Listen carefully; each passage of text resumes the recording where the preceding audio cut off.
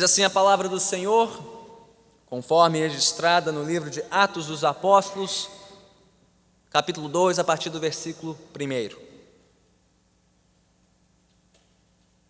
Chegando no dia de Pentecoste, estavam todos reunidos num só lugar. De repente, veio do céu um som, como de um vento muito forte, e encheu toda a casa na qual estavam assentados. E viram o que parecia línguas de fogo, que se separaram e pousaram sobre cada um deles.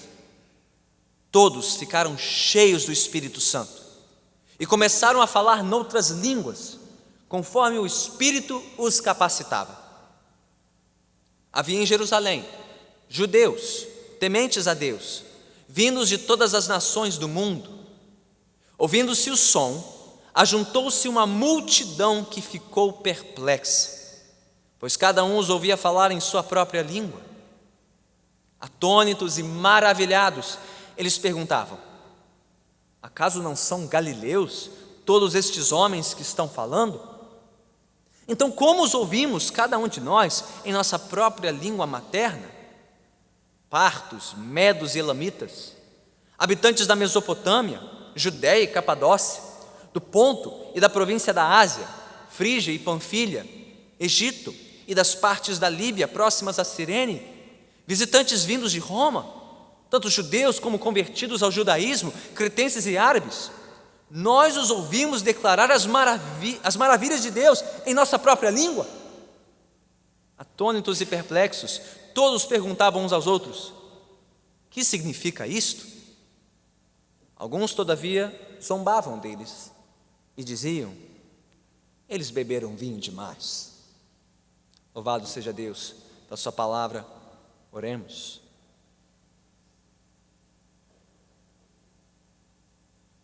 Senhor bendito, mais uma vez invocamos sobre nós nesta noite a Tua presença. Assim como o Teu Santo Espírito fez-se presente entre aquele grupo de discípulos de Cristo em Jerusalém há quase 2000 anos, vem, Senhor, vem e sopra sobre nós, vem nos conceder vida nova, vida do alto, vida eterna e abundante em Cristo Jesus.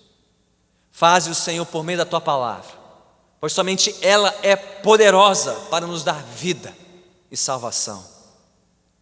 Que a Tua palavra venha falar ao Teu povo poderosamente nesta noite, nos mostrando a nossa absoluta dependência de Ti, para cumprirmos com a missão que Teu Filho nos deixou, de sermos Tuas testemunhas nesta terra, até os confins da terra, até o fim dos tempos. Que possamos ouvir aqui nesta noite as maravilhas do Senhor, e que possamos responder com arrependimento, com fé e com obediência ao Senhor. Nós te pedimos em nome de Cristo Jesus. Amém? Podemos sentar.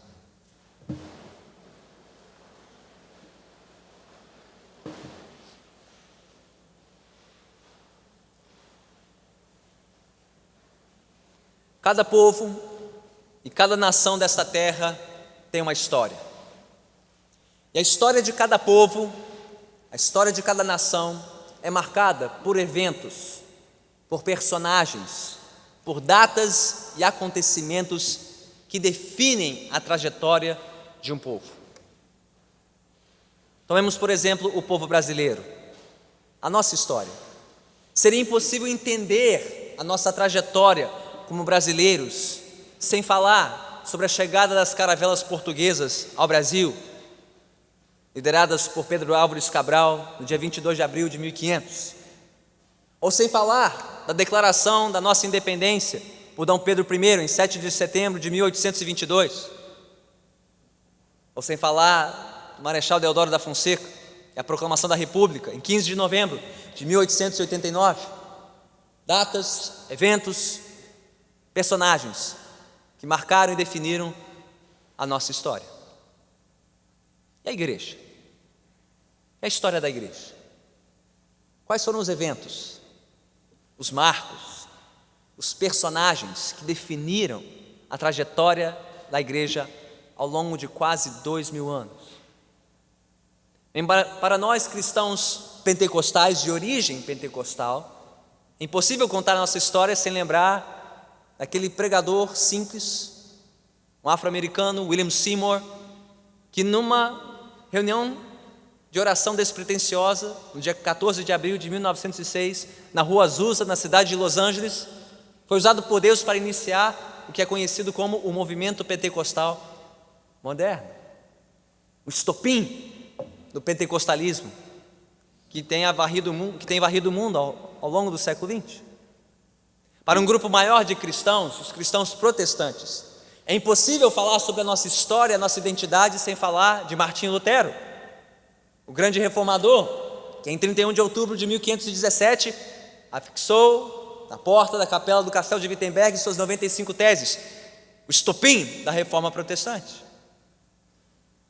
Mas para todos os cristãos, sejam de convicção pentecostal, ou protestante, ou outra, é impossível contar a nossa história, entender quem nós somos, sem nos lembrarmos do que aconteceu cerca do ano 30 da era cristã, na cidade de Jerusalém.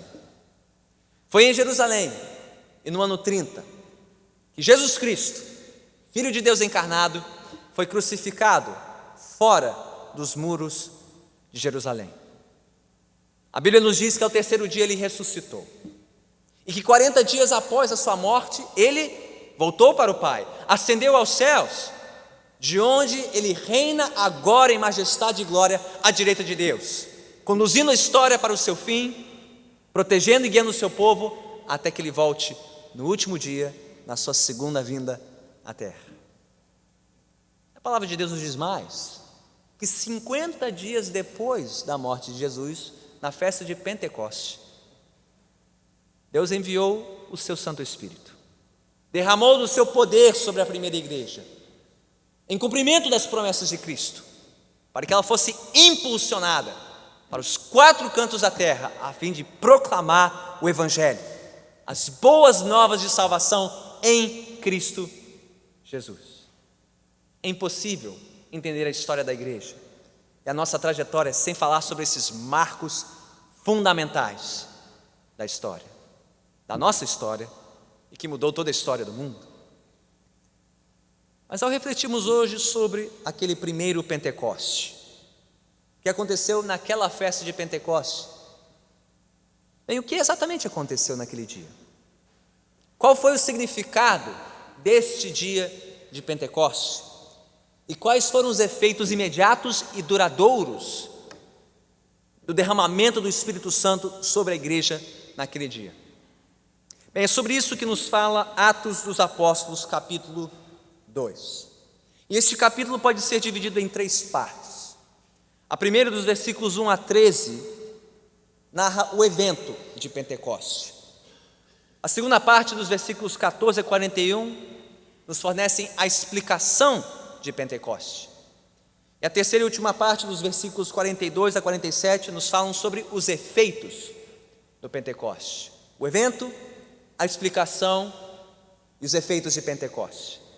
Hoje não teremos tempo para cobrir todo o capítulo, vamos ficar apenas na parte que já lemos, a primeira parte, versículos 1 a 13, o evento de Pentecoste. E podemos dividir essa parte em 2 outras. A primeira, dos versículos 1 a 4, nos falam sobre os sinais de Pentecoste. E os versículos 5 a 13 nos falam sobre as respostas ou as reações iniciais a Pentecoste. É assim que vamos meditar no texto. Então mantenha sua Bíblia aberta. Vamos começar a partir do versículo 1. Mas antes de falarmos sobre os sinais de Pentecoste, nós precisamos entender um pouquinho o simbolismo desta festa. Que festa era essa que os judeus celebravam todo ano, conhecido como a festa de Pentecoste? Bem, Pentecoste era uma das 3 festas fixas no calendário dos judeus, junto com a festa da Páscoa e a festa de Tabernáculos. Nestas 3 datas do ano, era esperado que os judeus peregrinassem até a cidade santa, até Jerusalém, para juntos oferecerem sacrifícios ao Senhor e lembrarem dos marcos fundamentais da sua história, como Deus os libertou do Egito, Páscoa, como Deus os alimentou e os guiou pelo deserto, o que era marcado tanto por Pentecostes, como veremos mais adiante, e também pela festa de Tabernáculos. Então isso explica aqui para nós no texto essa grande concentração de judeus vindos de todas as partes do mundo conhecido. As nações são mencionadas aqui nos versículos 9 a 11. Por que havia judeus de tantos cantos diferentes da terra em Jerusalém naquela festa? Ora, porque era esperado que eles estivessem lá para celebrar a festa de Pentecostes. Os historiadores estimam que quase 1 milhão de judeus passariam por Jerusalém por ocasião desta festa. Pentecoste, que significa em grego quinquagésimo, era celebrado 50 dias após a festa da Páscoa. Era também conhecido como a festa das semanas ou festa da colheita, porque marcava o início da colheita dos primeiros frutos de trigo na Palestina. Aqui já temos o primeiro simbolismo dessa festa, não? Justamente numa festa de colheita, numa festa de primeiros frutos, foi quando Deus derramou o seu Espírito sobre aquela igreja e surgiram os primeiros frutos de conversão ao Evangelho. 3.000 almas convertidas a Cristo naquele Pentecoste, como Lucas registra no versículo 41 de Atos 2. É o primeiro simbolismo aqui. Mas há outros. Porque na época de Jesus e dos apóstolos, a festa de Pentecoste era associada a um evento marcante da história de Israel: a entrega da lei a Israel por meio de Moisés no Monte Sinai. Se você conhece um pouquinho da história de Israel narrada no Antigo Testamento, você se lembrará que algum tempo depois de Deus ter libertado os judeus do Egito, eles seguiram para o deserto, tendo atravessado o Mar Vermelho, e chegaram ao Monte Sinai, onde Deus entregou a lei a Moisés e por meio dele a todo Israel. Na época de Jesus, Pentecoste era a festa em que o povo se lembrava disso, lembrava da dádiva da lei. O momento na história em que Deus firmou uma aliança com o seu povo aqui na terra. Então Pentecoste era sinônimo ou símbolo de renovação de aliança entre Deus e o seu povo. Que coisa impressionante, não? E por providência divina, que foi nesta festa que Deus deu algo ainda melhor do que a lei. Ele deu do seu Espírito Santo para renovar de uma vez por todas, aliás, para instalar a nova aliança entre Ele e o seu povo, por meio do seu Santo Espírito, por meio da pregação do Evangelho de Cristo Jesus. Ou seja, assim como Jesus foi entregue na cruz em favor da igreja durante qual festa? A festa da Páscoa, que celebrava a libertação de Israel da sua escravidão no Egito, Deus também entregou do seu Santo Espírito à igreja na festa seguinte, na festa de Pentecoste, simbolizando a renovação definitiva da sua aliança com o seu povo. Somados então Páscoa e Pentecoste, a Páscoa agora de Jesus Cristo e o Pentecoste do Espírito Santo marcam o auge, o clímax, a consumação da obra redentora de Deus na terra, do longo drama de salvação narrado nas Escrituras. Pentecoste vem então como esse último ato, em que Deus, por meio do seu Filho, derramou do seu Espírito sobre a igreja, para que ela anunciasse e proclamasse o Evangelho, e os povos recebessem salvação por meio de Jesus Cristo. Então essa é a importância crucial deste dia de Pentecoste. Não foi apenas uma experiência de fortalecimento espiritual dos apóstolos e dos primeiros discípulos, como alguns consideram Pentecostes, uma espécie de injeção de ânimo ou de encorajamento para os apóstolos iniciarem o cumprimento da sua missão. Não foi apenas o primeiro dentre muitos avivamentos. É costumeiro ouvir pessoas falando de Pentecostes como se fosse um avivamento dentre tantos na história. Tampouco. Este foi um marco inaugural, único, irrepetível na história da igreja. Um marco sem igual, um marco de uma nova época na história, em que Jesus Cristo, o Rei, crucificado, ressurreto e assunto aos céus, derramou do seu Espírito sobre a igreja, para que ela levasse o Evangelho adiante, até os confins da terra e até o fim dos tempos.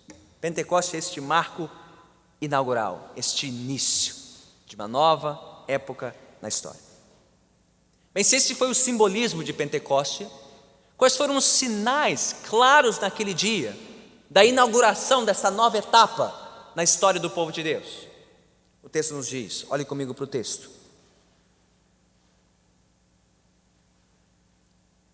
Diz no versículo 2, que enquanto os apóstolos e os discípulos estavam reunidos em Jerusalém, fazendo o quê? O capítulo 1 nos disse, aguardando o Espírito Santo.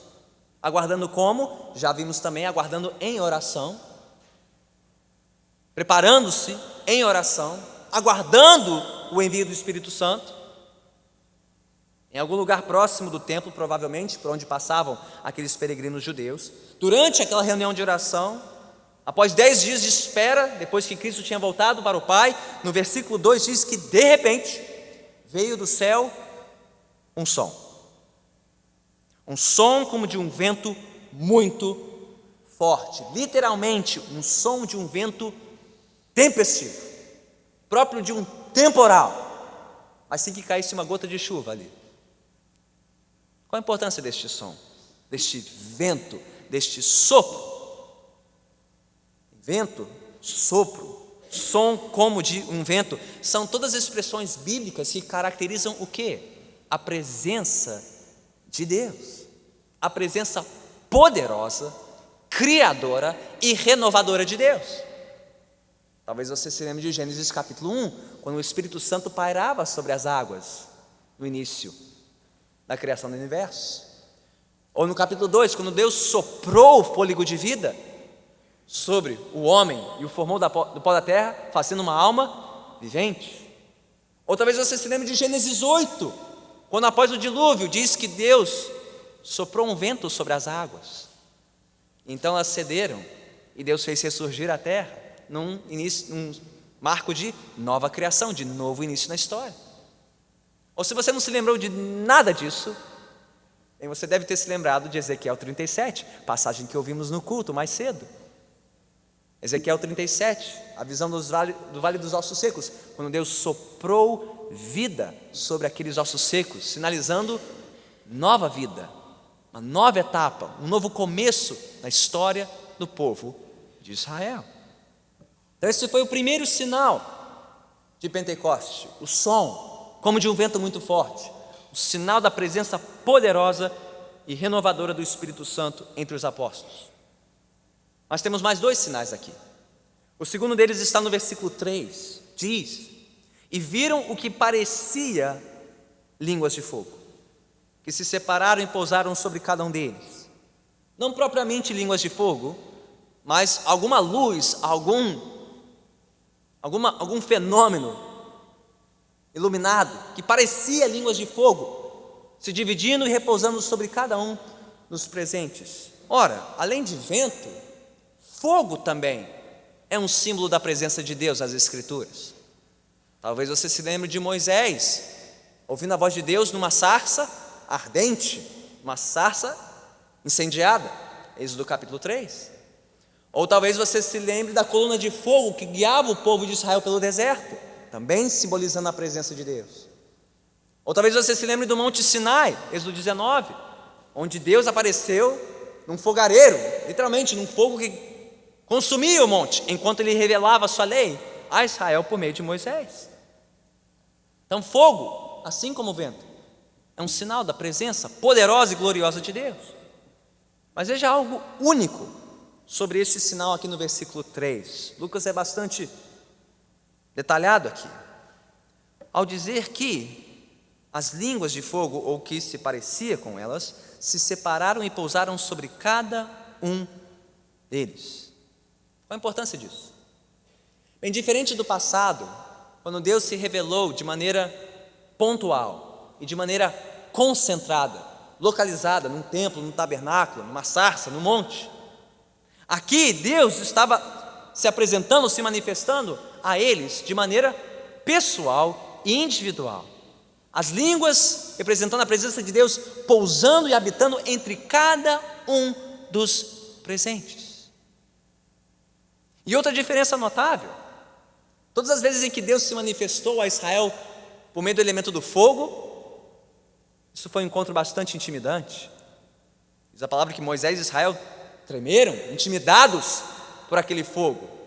Ouvimos relatos da Bíblia em que este fogo chegou a consumir alguns israelitas, com juízo. Mas aqui o fogo está descendo sobre a igreja e ninguém está sendo julgado ou consumido, muito pelo contrário, eles estão sendo renovados, purificados e capacitados por Deus para anunciar as suas maravilhas. O fogo que antes caía em juízo, caiu sobre a igreja com graça, com misericórdia, com poder, para que eles fossem testemunhas das maravilhas de Deus. Em cumprimento também das palavras de João Batista, que depois dele viria alguém que batizaria com o Espírito Santo e com fogo. Aqui no caso, fogo purificador e fogo capacitador. Mas há um terceiro sinal. Já vimos o som como de vento, que pareciam línguas de fogo, e por fim, versículo 4, todos ficaram cheios do Espírito Santo e começaram a falar noutras línguas, conforme o Espírito os capacitava. Estas outras línguas, que nós descobrimos mais adiante no texto, eram línguas humanas, línguas conhecidas da terra, da época, porém distintas das línguas que aqueles galileus sabiam falar. E o que eles estavam falando naquelas outras línguas? Bem, o versículo 11 responde, não? Eles estavam declarando as maravilhas de Deus na língua de cada um dos povos e das terras representadas por aqueles judeus que peregrinavam por Israel, por ocasião da festa de Pentecostes. E o versículo 4 diz que isso só foi possível conforme a capacitação do Espírito Santo. E, meus irmãos, isso também é cumprimento de profecia. Moisés, desde Números 11, 29, desejava que todo o povo fosse cheio do Espírito Santo. E o profeta Joel, séculos depois, em Joel 2, 28 a 32, anunciou, profetizou que o Espírito Santo seria derramado sobre toda a carne, sobre todo o povo, e todos profetizariam. Pedro traz à memória esta profecia no sermão sobre o qual meditaremos na semana que vem, em Atos 2, 17 e 18. Ele lembra dessa promessa, promessa do Espírito sobre todos, para que todos anunciassem, declarassem em língua movida sobrenaturalmente pelo poder de Deus as maravilhas do Senhor. Então, somando esses três fatores, o som que os apóstolos ouviram, algo como as línguas de fogo que eles viram e as outras línguas nas quais eles falaram, qual o retrato composto que nós temos aqui? Bem, este é o retrato de Deus derramando da sua presença gloriosa e poderosa sobre a igreja. Deus vindo fazer habitação com o seu povo. Deus vindo residir com o seu povo, por meio do seu Santo Espírito, e capacitando este povo para anunciar e declarar aos quatro cantos da terra que Jesus Cristo é o Senhor, que Ele é o Rei da glória, que somente a Ele pertence todo o louvor. E o que esse retrato inicial do dia de Pentecostes tem a nos ensinar? Como disse John Stott, teólogo, pastor anglicano já falecido, tremendo comentarista das Escrituras, John Stott disse: assim como um corpo sem o fôlego de vida é apenas um defunto, assim também a igreja sem o Espírito Santo está morta. Assim como um corpo sem o fôlego de vida é só um defunto, assim a igreja sem o Espírito Santo está morta. Pense bem, por mais que os apóstolos e os demais discípulos reunidos ali naquele dia de Pentecostes, por mais que eles conhecessem a palavra de Deus, por mais que eles tivessem testemunhado os milagres, os sinais e os ensinos de Jesus, por mais que eles conhecessem tudo isso de perto, o que eles poderiam fazer sem o poder do Espírito Santo? Como eles cumpririam a missão deixada por Jesus de levar o Evangelho aos diferentes cantos da terra, não fosse pela capacitação milagrosa e sobrenatural do Espírito Santo? Eles tanto sabiam disso que estavam fazendo o que neste dia? Estavam orando, e pedindo, e clamando, e aguardando por poder do alto, para que pudessem então cumprir com a sua missão. É assim como eles, nós tampouco podemos fazer coisa alguma como igreja, a não ser pelo poder sobrenatural do Espírito Santo. Mas pense mais um pouco. Pelo que exatamente aqueles apóstolos estavam pedindo? Pelo que eles estavam orando? O que eles estavam aguardando do Senhor? Não creio que eles estavam pedindo uma experiência nova e subsequente à conversão, o que vários pentecostais chamam de o batismo no Espírito Santo. Lembremos que Pentecoste foi um marco inaugural, único na história. Portanto, a experiência dos apóstolos não pode ser repetida entre nós. Nós vivemos deste lado de Pentecoste, deste lado do cumprimento da promessa. E diz Paulo em seus escritos que todos os que creem em Jesus já foram batizados no Espírito Santo. A todos nós foi dado de beber de um único Espírito. Ele diz isso em 1 Coríntios 12, 13.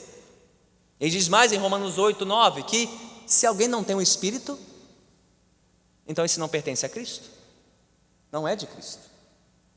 Em nenhum momento na Bíblia somos instruídos a buscar o batismo no Espírito Santo. Somos instruídos, em Efésios 5,18, a sermos preenchidos e buscarmos ser cheios do Espírito Santo, como foram os apóstolos aqui. Mas eles não estavam procurando uma experiência nova e subsequente à conversão.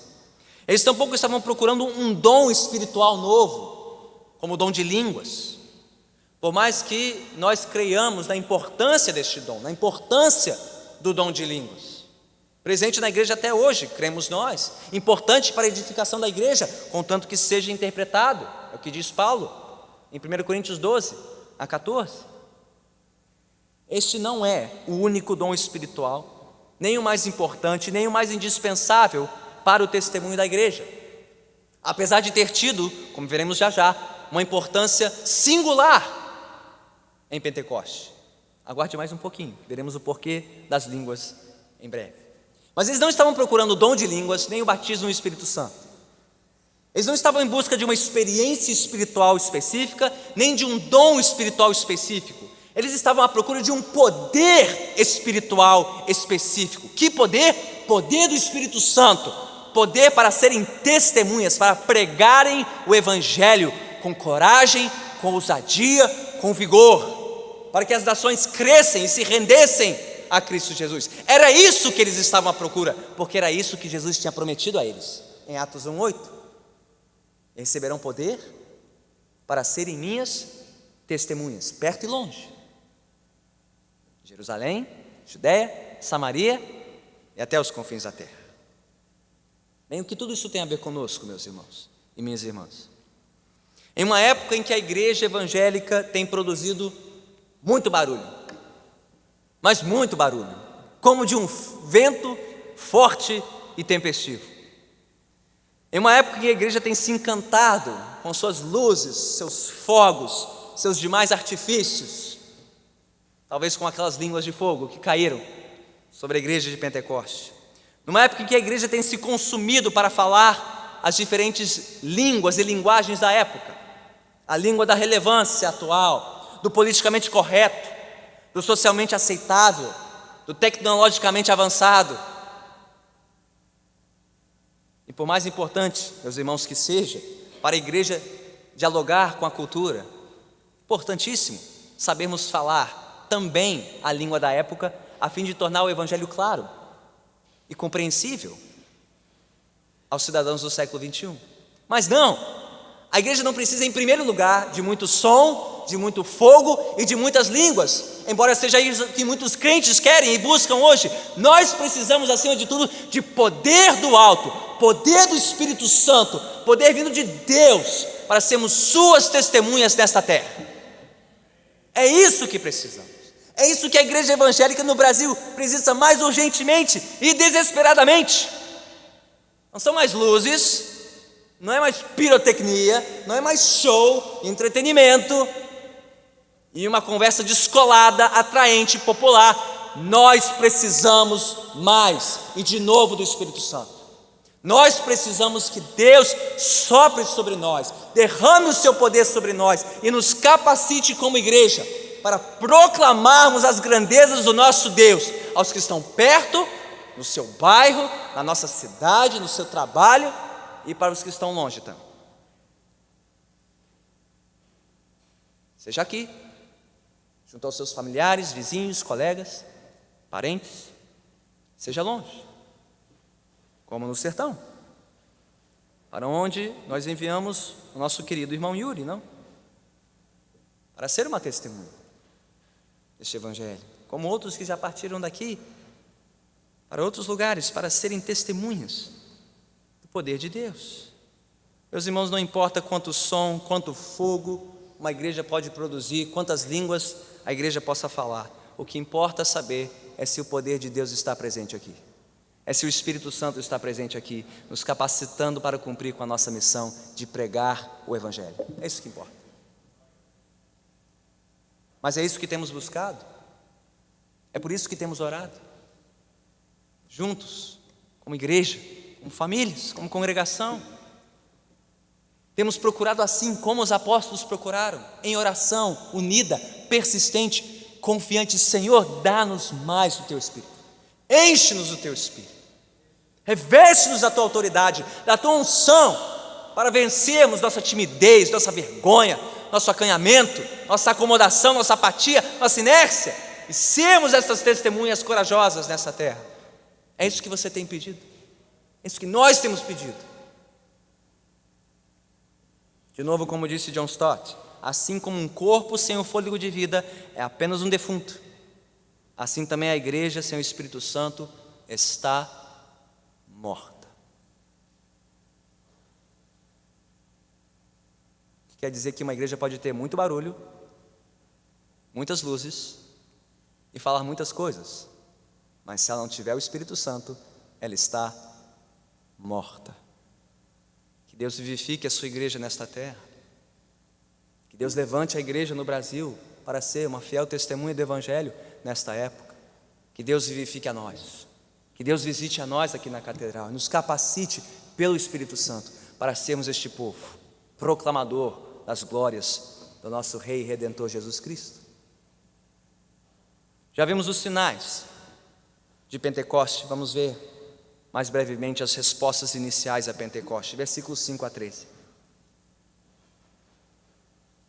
Pense comigo num experimento científico que as crianças adoram. Você já fez isso na infância? Lançar uma pedrinha sobre a superfície de um espelho d'água. E o que acontece quando aquela pedrinha bate na superfície da água?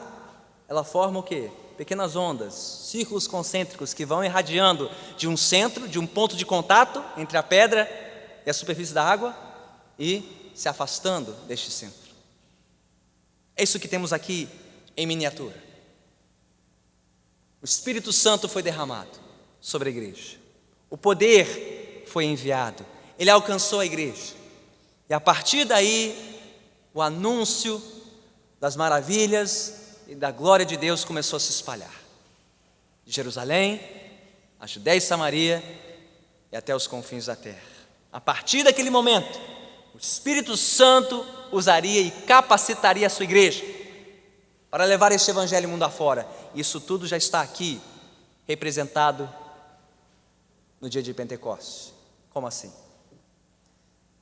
Bem, diz o texto a partir dos versículos 5 e 6, que aquele som produzido pelo Espírito Santo naquela reunião de oração dos discípulos, e não sabemos se foi o som como de um vento forte ou se foi o som das muitas línguas sendo faladas mediante a capacitação do Espírito Santo, mas em resposta àquele som, muitos judeus, diz o texto, judeus tementes a Deus, vindos de todas as nações do mundo, do mundo conhecido da época, okay?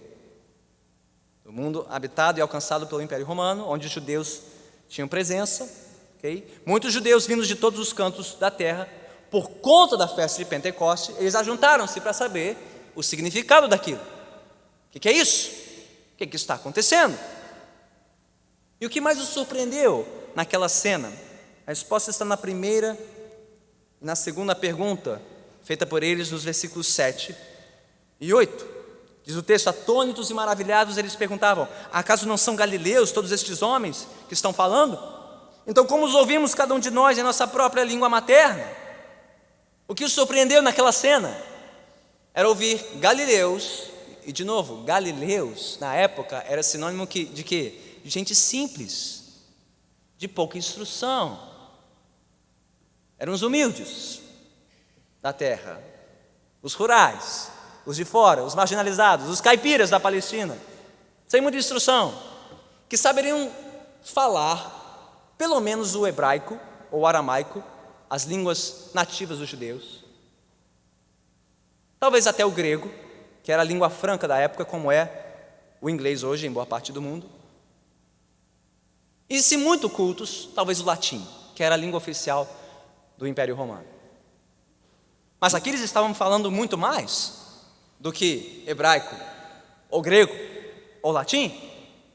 Eles começaram a falar, capacitados pelo Espírito Santo, as línguas maternas de muitos povos diferentes, representados por esses judeus, vindos de partes diferentes do Império.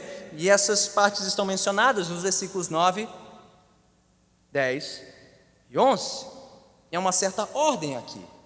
Começamos pelo extremo oriente, as terras mais a leste de Jerusalém, representado aqui pelos partos, medos e elamitas, habitantes da Mesopotâmia, correspondentes hoje aos países aproximados do Iraque e do Irã. Em seguida ouvimos falar da Judéia, ok? Onde ficava Jerusalém, hoje representada pelos países de Israel e do Líbano, aproximadamente. Depois, ao norte dali, um país que hoje é representado pela Turquia, o texto menciona habitantes da Capadócia, do Ponto, da província da Ásia, Frígia e Panfilha. E tendo olhado para o oriente e para o norte, segue para o sul, fala sobre o Egito, e em seguida para o ocidente, das partes da Líbia, próximas a Cirene, no norte da África, a oeste de Jerusalém. E por fim, gente vindo de Roma, extremo ocidente, a capital do império. Então gente de leste a oeste, norte a sul, todos representados, as terras representadas, as línguas das nações representadas. Pergunta: como aqueles galileus simples e letrados conseguiram falar naqueles idiomas, sem sequer terem feito um curso de idiomas? Há quem sugira que eles estudaram no Brasas. Pentecoste, fogo, brasas, línguas, não sabemos. O texto não diz. Mas qual é a resposta que o texto nos dá? Não foi um curso de idiomas, foi o próprio Espírito Santo, o próprio poder de Deus que os capacitou, e com um propósito bastante específico. Por que disso, pastor? Bem, no Antigo Testamento, especificamente em Gênesis, capítulo 10 e 11, algo emblemático aconteceu nos primórdios da história humana, quando Deus dispersou as nações do mundo, confundindo as línguas dos homens, por conta daquele episódio infame, conhecido como a Torre de Babel. E foi por ocasião da construção daquela torre, quando os homens se juntaram para edificar algo que chegasse até o céu e engrandecesse o seu nome. O que Deus está fazendo aqui no Novo Testamento, em Atos 2? Ele está invertendo tudo, não? Dos céus, Deus derramou um poder para edificar um povo que glorificaria o seu nome. Um povo reunido de toda tribo, raça, língua e nação, sanando temporariamente a confusão das línguas, mediante a reunião dos povos para ouvirem as glórias de Deus, cada um na sua própria língua. Deus invertendo a maldição da terra, Deus sanando a confusão das línguas, para a glória do seu nome e pelo poder do seu Santo Espírito. e começando a abençoar assim representantes de todas as terras, de todas as línguas, de todas as raças e tribos, também conforme promessas antigas. Talvez você se lembre do capítulo seguinte, Gênesis 12, em que Deus disse a Abraão que por meio da sua descendência todas as famílias da terra seriam abençoadas, e tudo isso já estava aqui prefigurado em Atos capítulo 2, no dia de Pentecostes, começando como uma sementinha que germinaria, floresceria e frutificaria, vem até chegar até nós, não? Você e eu somos fruto disso, brasileiros, falando a língua portuguesa, alcançados pelo Evangelho, pelo poder do Espírito, para a glória de Deus. Então, o que tudo isso representa para nós? Bem, assim como Deus já estava derrubando as barreiras linguísticas, étnicas, raciais e culturais da época, na reunião daqueles judeus no dia de Pentecostes, para ouvir as maravilhas do Senhor da boca daqueles simples galileus, meus irmãos e minhas irmãs, o desejo expresso de Deus para a nossa igreja, para esta igreja e para cada igreja local, é que sejamos um pequeno espelho dessa nova cultura do Espírito, essa nova cultura do Evangelho que atravessa fronteiras, que não respeita muralhas étnicas, raciais, culturais ou linguísticas. Assim como Deus, no dia de Pentecostes, reuniu judeus e convertidos ao judaísmo, simples galileus aos cultos judeus, gente que tinha nascido no povo de Deus e gente que tinha sido trazido de fora para o povo de Deus, gente muito letrada e educada e gente muito simples e humilde. Meus irmãos, Deus deseja reunir em cada igreja local gente assim, para ouvir as maravilhas do Senhor, independente de faixa etária ou de renda, de grau de instrução ou sofisticação cultural, de pano de fundo social, étnico ou racial. E tudo isso só é possível pelo poder sobrenatural do Espírito Santo. Temos orado por isso, temos trabalhado para isso, para que esta igreja seja um pequeno retrato de Pentecostes, um pequeno retrato da cultura do reino, um pequeno retrato da cultura do Evangelho, onde gente de todo tipo, de toda raça, de toda cultura, de toda língua, de toda tribo, seja ela a tribo urbana que for, todos possam vir aqui, serem recebidos aqui e ouvirem de nós as maravilhas e as grandezas de Deus para a sua salvação em Cristo Jesus. Eu espero que sim. Oro por isso, para que este seja um lugar acolhedor e receptivo, para que todos possam vir e ouvir as grandezas do nosso Rei. Mas a outra lição aqui também, Deus não deseja que isso aconteça apenas dentro dos limites da igreja local, dentro das quatro paredes deste lugar. Deus quer que isso aconteça também na igreja local, mas a partir dela, que o Evangelho alcance gente de toda a nação, povo, tribo, língua, raça, etnia, para que eles também ouçam as maravilhas de Deus e glorifiquem ao Senhor. Como disse o pastor John Piper, missões existem justamente porque o louvor a Deus ainda inexiste entre tantos povos. Para que existem missões, missionários, enviados para longe, para outras cidades, para outras terras, para outros povos, quase 2.500 povos ainda não alcançados no mundo com o Evangelho, sem um único evangélico, um único missionário, 1.450 línguas, sem uma única tradução da Bíblia. Por que devemos nos importar com essa gente, com essas línguas, com esses povos? Porque Deus se importa com eles e quer que eles ouçam na sua própria língua as maravilhas de Deus, como ouviram os judeus no dia de Pentecostes. Temos orado por isso. Temos procurado conhecer quem são os missionários, os ministérios que já estão trabalhando nessas traduções bíblicas para línguas nativas, para que outros recebam a palavra de Deus em mãos, como nós a temos em português em nossas mãos, às vezes em muitas traduções diferentes, muitas versões diferentes. Temos orado e trabalhado para treinar e encorajar aqueles que querem ir para longe e avançar a causa do Evangelho de Cristo, de novo como nosso irmão Yuri, preparando-se para avançar no sertão, onde há tantos não alcançados no Brasil, ciganos, quilombolas, sertanejos, indígenas. vilarejos inteiros, dezenas, centenas, sem uma única igreja, sem um único crente evangélico no nosso próprio país? Ou se querem ir para mais longe, o missionário Homero, ministrando aos refugiados no Oriente Médio, na Jordânia, que já esteve conosco há alguns anos, levando adiante o evangelho para outros povos, outras etnias. E para onde mais o Senhor quiser nos levar, meus irmãos, seja o sertão, seja o Oriente Médio, seja lá onde for, estamos orando por isso, trabalhando para isso, empenhando nosso dinheiro, nossas ofertas, nossas doações, para enviar e ajudar esses que querem ir. Como costumamos dizer aqui, diante da missão do Evangelho, você só pode ter uma de algumas posturas. Você pode ir, você pode ajudar os que vão, ou você pode ficar e desobedecer. Ou você vai, ou você ajuda quem vai, ou você fica sentado e desobedece. Mas não há outra opção. Que Deus nos envie, que Deus nos ajude a enviar, em oração, com as nossas doações, com o nosso testemunho, com o nosso encorajamento, aqueles que querem ir. E os que ficarem, que fiquem, mas que falem de Cristo, que preguem o Evangelho aos que estão perto e longe, para a glória do Senhor e no poder do Espírito Santo.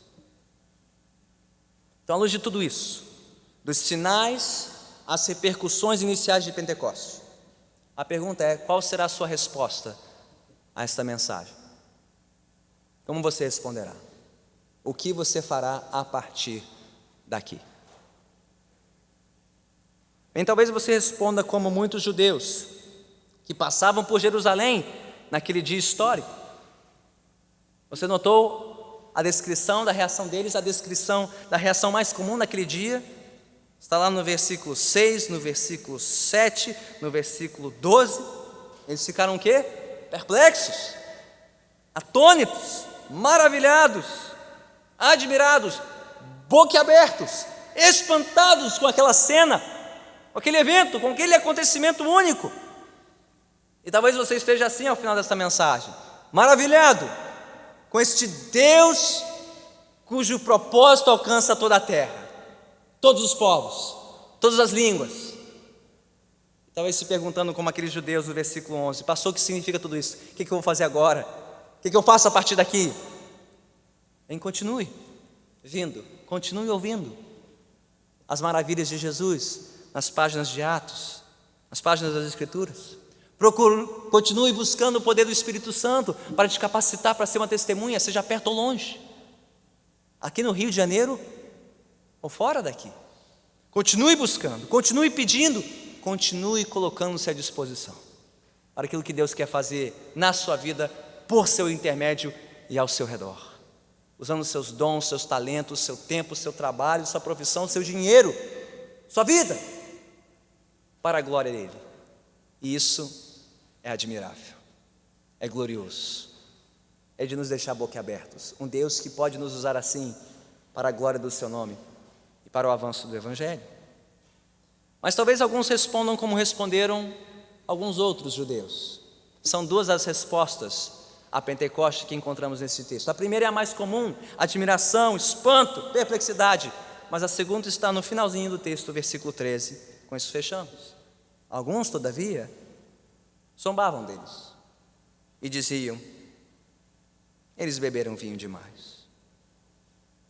Zombando, fazendo pouco caso do que o Espírito Santo estava fazendo naquela igreja, por meio da sua palavra e do seu poder. E aqui já temos um padrão que se repetirá pelo restante do livro de Atos e ao longo da história da igreja. Porque o Evangelho faz isso, ele divide em dois campos: os que ouvem as maravilhas de Deus, os que são alcançados pelo testemunho do Espírito. Muitos, ao ouvirem essas maravilhas na sua própria língua, se aproximam, correm para Cristo, querem saber mais, querem se envolver, querem participar dessa missão, querem se render a Jesus com arrependimento e fé, e em obediência querem testemunhar de Jesus. Esta é uma reação. Mas a segunda é que muitos mantêm essa distância, zombam até, fazem pouco caso do que o Espírito Santo opera por meio do seu evangelho, e isso para a ruína e destruição dos que se afastam de Jesus Cristo. Mas tudo isso tem um prazo, porque um dia, o dia virá, um dia mais glorioso ainda do que o dia de Pentecostes, quando o Espírito Santo foi derramado sobre a igreja, quando o Espírito Santo desceu do céu à terra. Será o dia quando o próprio Senhor Jesus Cristo descer dos céus para a terra e encerrar toda a história. E então todo joelho se dobrará e toda língua confessará que Jesus Cristo é o Rei da glória. E até aquele dia a história segue o seu rumo, segue o seu curso, cada vez mais próximos da consumação dos tempos, cada vez mais próximos do fim da história. Até aquele dia o convite está lançado: venham, ouçam as maravilhas de Jesus, creiam, arrependam-se, rendam-se ao Rei.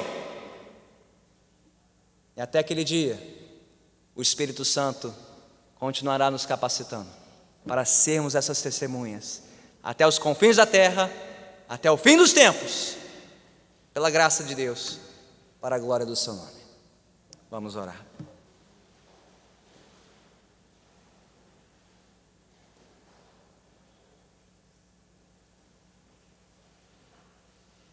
Ó Senhor, e como aguardamos este dia, o grande dia da tua volta, quando o teu Espírito reunirá então gente de toda raça, tribo, língua e nação, para juntos, como o teu povo, ao redor do teu trono, nos maravilharmos, nos admirarmos para todo sempre com a glória do nosso Rei Jesus Cristo, Senhor e Salvador.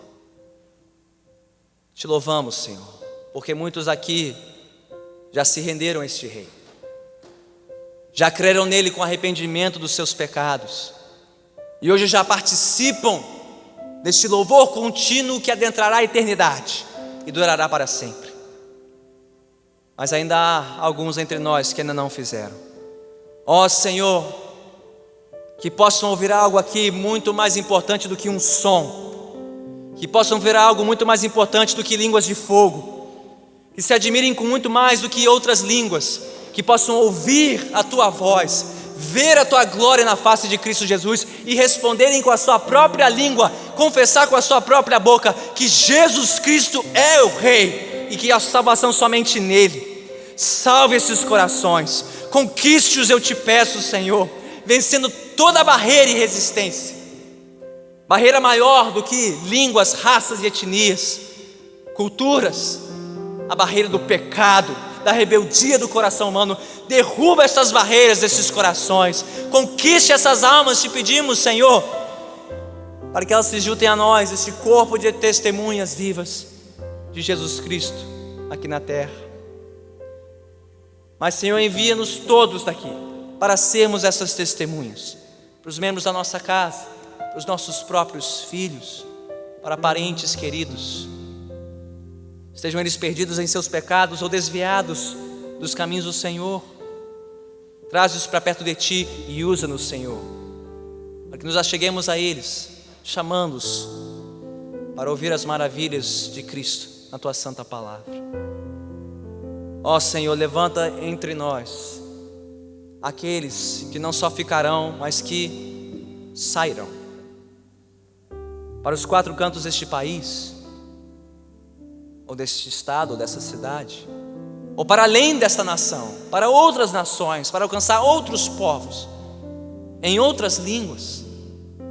Ó Senhor, desperta entre os nossos filhos estes missionários, estes que Te representarão aqui na terra, na próxima geração. Salve-os dos seus pecados, consagre-os pelo Teu Espírito, para que sejam fiéis portadores do Evangelho neste mundo. Mas, Senhor, oramos por esta igreja e oramos pela Tua igreja nesta nação. Sopra sobre a Tua igreja, Senhor, ventos de avivamento e reforma. Vem, Senhor, e derrama do Teu poder sobre uma igreja moribunda, que tem feito muito barulho, muito espetáculo, tem falado e feito tanta coisa, mas que não tem pregado o Evangelho. que não têm andado e vivido segundo o poder e a direção do Teu Santo Espírito. Sopra sobre a Tua igreja, Senhor, ventos de arrependimento e quebrantamento. Visita-nos com o poder do alto. Sopra sobre os ossos secos dessa nação. Vivifica o Teu exército nesta terra, para que possamos avançar com o Evangelho, mundo afora, até o glorioso dia em que o nosso Senhor Jesus Cristo, Ele mesmo virá dos céus para encerrar a história e reunir o Teu povo para todo sempre. Nós assim oramos, confiantes, unidos e persistentes, em nome de Cristo Jesus. Amém.